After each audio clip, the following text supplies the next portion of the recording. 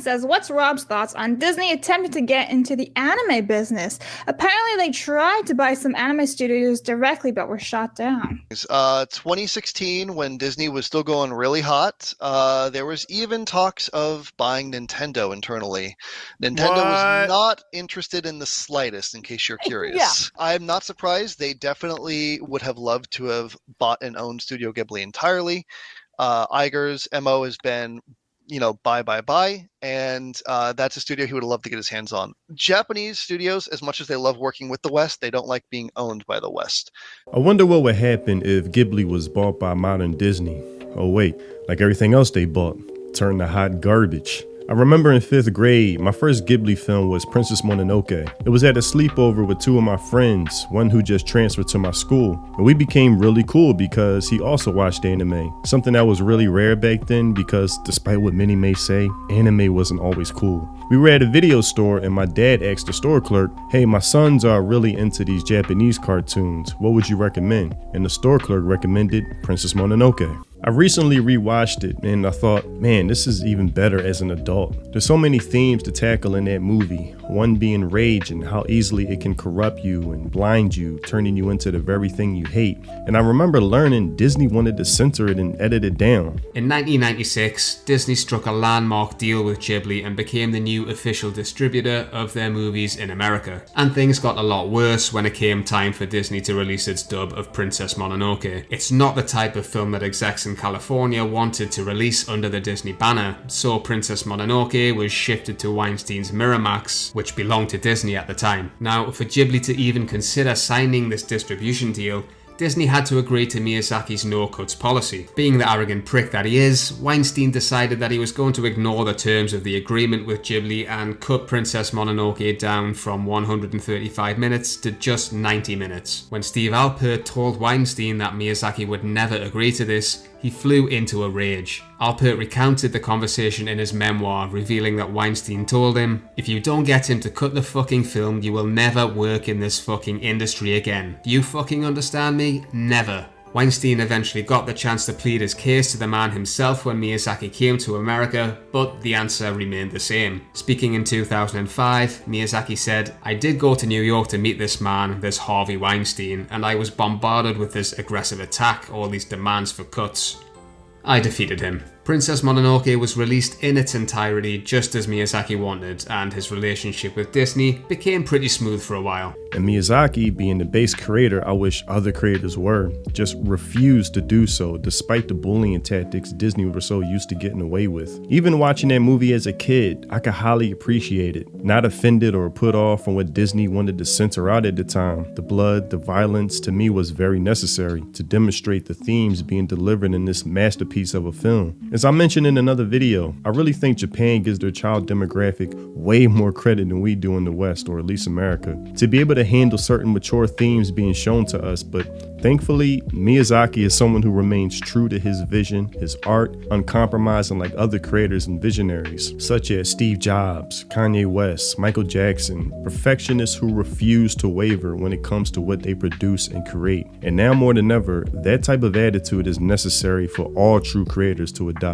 I remember watching Spirited Away thinking, man, this really has that classic Disney feel, when they used to produce good stories with compelling characters and these classic songs that will forever be stamped in my memory. I'm talking films like Aladdin, A Lion King, and it made me think, wow, Disney has really lost their way. You know you're creatively lacking when it's your business practice to just buy established IP rather than create original IP like you used to, and it's something that they tried to do with Ghibli. Disney used to be the cornerstone of animation and fusing that with captivating storytelling, which Japan used to look to them for inspiration. And here's Vit Mignogna, the voice actor for Edward Elric in Fullmetal Alchemist, explaining this. I heard a story, I don't know if it's true or not, it may very well be, but that after World War II, when Japan had been defeated and, decimated by the bombs and the war, they sent artists and animators to America to study animation and learn about animation techniques, because Walt Disney had kind of become the name in animation.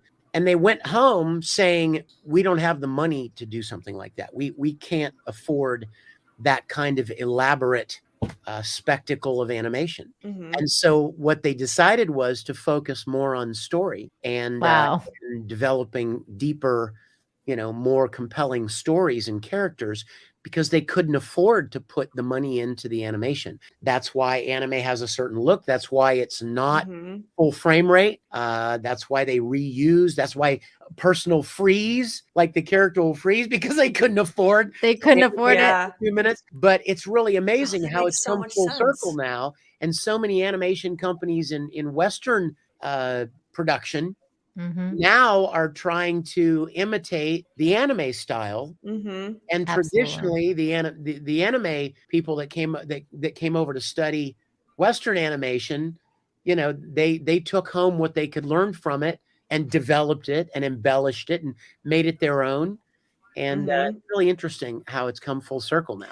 And now it's crazy to see how things have flipped, doing just a complete 180, where now the West, or Hollywood, is looking to anime to get inspiration from, with releases like Suicide Squad, that isekai, Star Wars hiring Japanese animators, even the latest Lord of the Rings movie is taken from Japanese anime style. And all of this goes to show how anime and manga has just captured the world, being the default entertainment people consume now, which is why it's more important than ever, in my opinion, that Japan remains steadfast against the many entities looking to corrupt them. People almost trying to strip anime and manga itself from Japan and generalize it like it's not distinctly a Japanese art. Payment processors wanting to push censorship onto them. The United Nations pushing to interfere with the creative process, levying outlandish, false, absurd accusations towards anime and manga creators. It's clear that Japan is under attack, culturally, creatively, politically, just from all angles, because they had become so globally attractive.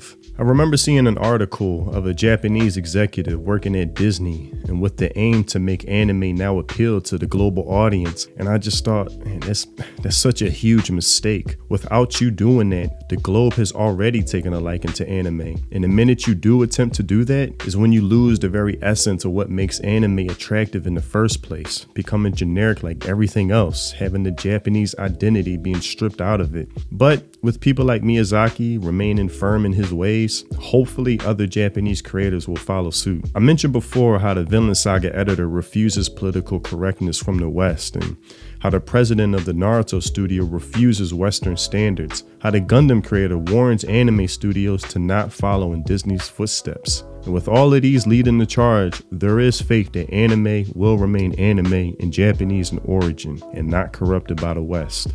But that's all I have for this video. Tell me your thoughts in the comment section below.